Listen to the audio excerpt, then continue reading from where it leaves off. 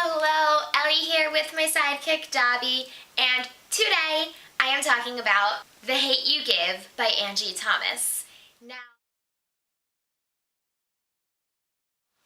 heads up, before I get into anything else, this video is going to be a lot about race and racial issues because that's what this book is about. If you are not interested in hearing about those things, well, you should probably change your mind because it's kind of important in our world. But I'm giving the warning now so that I'm just giving the warning now. I don't want to tell people to turn this off because I really think that this is a book that everybody needs to read. Before I get into my thoughts about it, obviously I'm going to talk a little bit about what this book is really about. It is about a girl named Star who goes to a party with some of her old friends. Now, Star is kind of split between two worlds. She lives in what they call the garden, which is, for lack of a better word, the ghetto, but she goes to a private school that her parents have worked really hard to make sure she goes to so that she can live kind of a better life. And she has her old friends from her neighborhood and her new, mostly white friends from school. But she goes to a party with some of her old neighborhood friends, and it ends up being broken up because of a fight, and she leaves with one of her old best friends who she hadn't seen in a long time. They get pulled over, and he ends up getting killed by the cop without really doing anything wrong.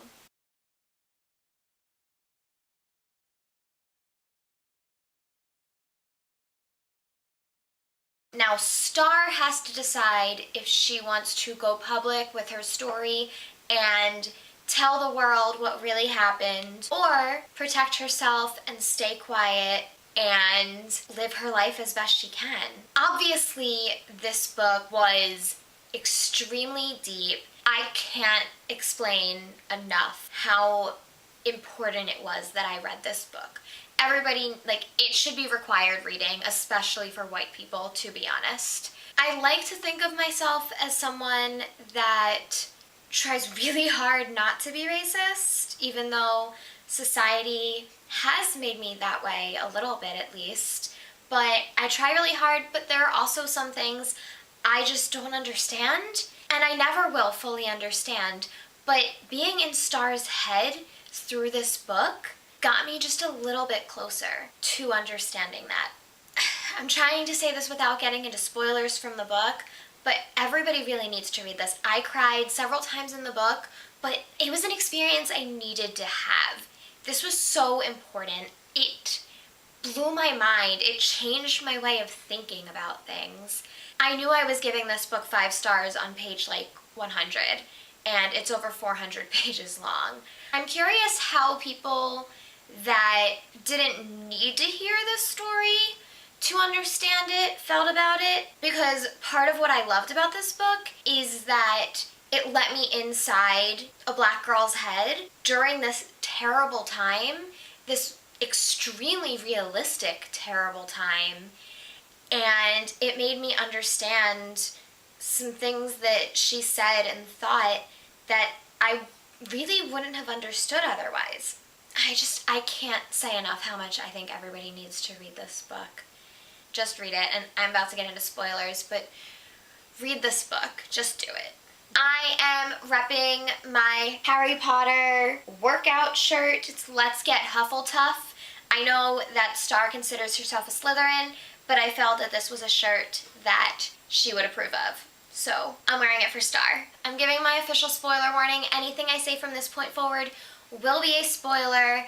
If you have not read this book, go do that. I'm serious. Go do that right now. And then come back and we can talk more. Okay? Okay. Bye.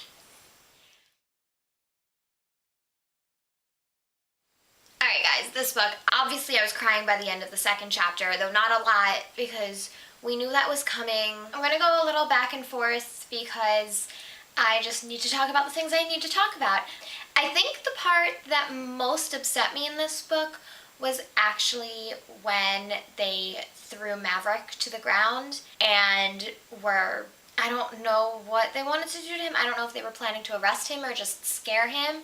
And that was basically because Star was the witness and they knew that, obviously worse things happened in the book, but I mean, the Khalil thing, like, I knew that was going to happen going into the book. So obviously that part was upsetting, but not surprising. Seeing them throw her father to the ground, not because they thought he did anything, but essentially to scare them, was horrifying. The worst part is, like, yeah, this book was fiction, but it wasn't. Like, it was fiction, but it was extremely and unfortunately realistic fiction. So yeah, I think that's the scene that got to me the most. I was bawling my eyes out at that scene and not knowing if he was going to make it out of that or not. And having the kids watching him and not fully understanding, yet understanding. Yeah, that scene was the worst for me. Obviously, I'm white as can be. The character I most related to on a personal level was Chris. And I think that it was really important to include Chris. I really liked that this book included all sorts of people. It had the bad cops. I don't want to say bad cops because honestly, I think that in that moment, it is very likely that the cop in this book really did fear for his life and think that something was going to happen. And they never say that that wasn't the case. The problem is he had no reason to fear for his life. So in his head, he might have been perfectly justified in what happened. The problem, and this is what the argument has been in recent years, the problem is police officers need to be trained that they don't have to be any more scared of the black kids they pulled over than the white kids they do. Because it's automatic. They are more scared. And that's what needs to stop. Anyway, as I was saying, so they had those cops. They had her uncle Carlos, was also a cop, but we think would never have reacted the way that the one at the beginning did, or even the ones that attacked Maverick. We had Chris, who was the extremely sympathetic white character who loved Star with his whole heart and wanted to be there for her and wanted to be a part of what was important to her, but hadn't had her experiences and therefore needed to be taught along with me as a reader what was going on in her head and what it meant. And I love that he was there for the last bit of the story to fully experience that with her and with the people that she cares about from home, because it brought them closer and it taught him what her daily life had been like before she came to his school. Then, of course, there was Haley, who was the unsympathetic white character who was friends with her. So she's the character who sees herself as not possibly racist because she's friends with the black girl, and yet doesn't want to put up with any of the things that are important to her. And basically, she likes the fake version of Star, the one that's scared to show her true colors, and not the real Star who can be honest with herself.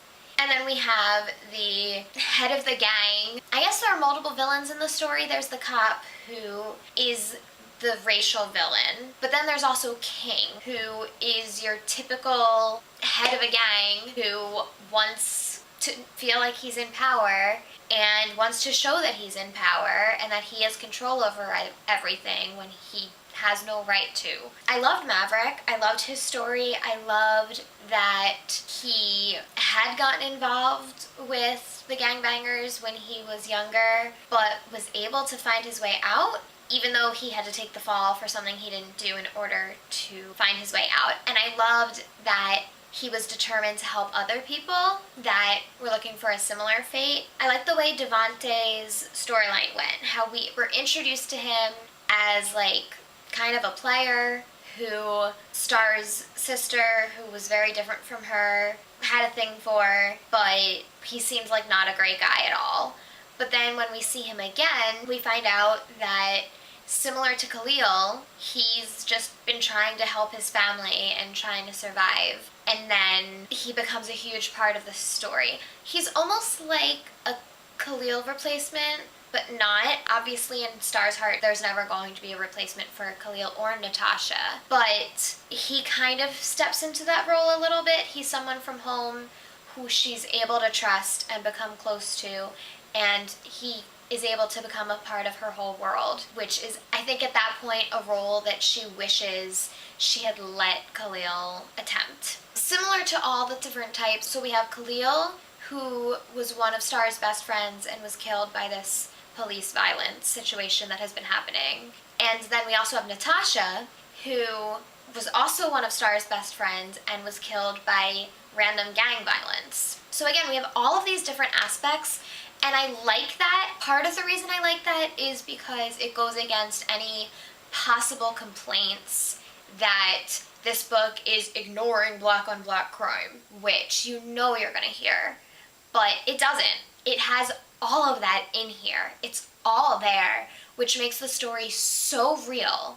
But I loved being inside Star's head. I mean, I hated it, but I loved it. As I said before, it just blew my mind. I was thinking about things in different ways. This is the first time I've almost understood the idea where Star was like, I feel like I'm betraying my race by dating a white guy. And again, I'm white as can be, and I'm sitting there like, well, yeah, kind of, yeah. No, I mean, I love Chris, I do. Again, he's the character I most connect to, but I got where Star was coming from. I mean, he would never fully understand her, as much as he tried to, and that's important. I was really mad at him for the way he reacted when he found out that she was the witness. Here we are, he just found out about the worst night of her life, and his reaction is to ignore her. Great job, Chris. And I get he was upset that she didn't want to tell him, really, and I'm glad that didn't last too long, although it happened to be a prom, which sucks. I will say, I was kind of hoping that the story would be slightly less realistic. I wanted the cop to be indicted. I did. I wanted them to press charges. I wanted him to be arrested. Unfortunately, that's not the way it goes down in real life, and it's not the way it went down in the book. I am glad they were able to have somewhat of a happy ending, at least against the other villain in the story, where the whole neighborhood kind of joined together in order to at least bring King down and take out his power. I loved that by the end of the book, she was really able to embrace her identity and feel like she could be herself no matter where she was or who she was with. And I think a large part of her not feeling that way was because of Haley, because she always kind of had it in the back of her head that Haley didn't fully accept her, even though she went back and forth with that a little bit. And I like where that storyline ended up too, where she was like, I don't need this in my life. Like, I'm not going to sit here and be mad at her for my entire life, but I just don't need her. I also loved Star's mom a lot. She was definitely one of my favorite characters in this. And I love that that advice came back. The whole realizing whether there was more good or bad in a relationship tells whether it's worth forgiving somebody.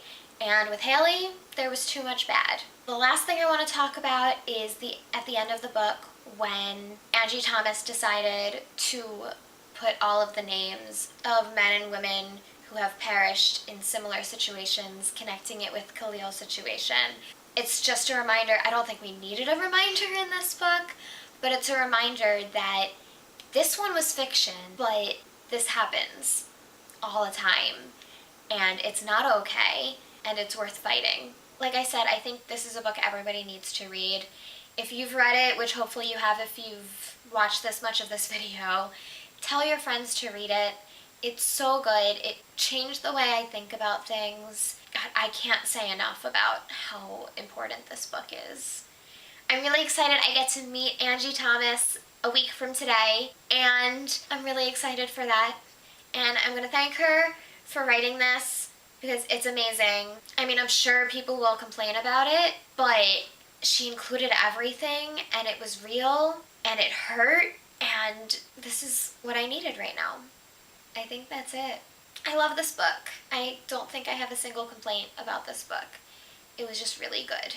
If you like this video, don't forget to give me a thumbs up. You can subscribe by clicking up here.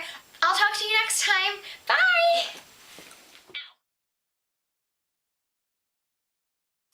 Oh, And mac and cheese is so a meal.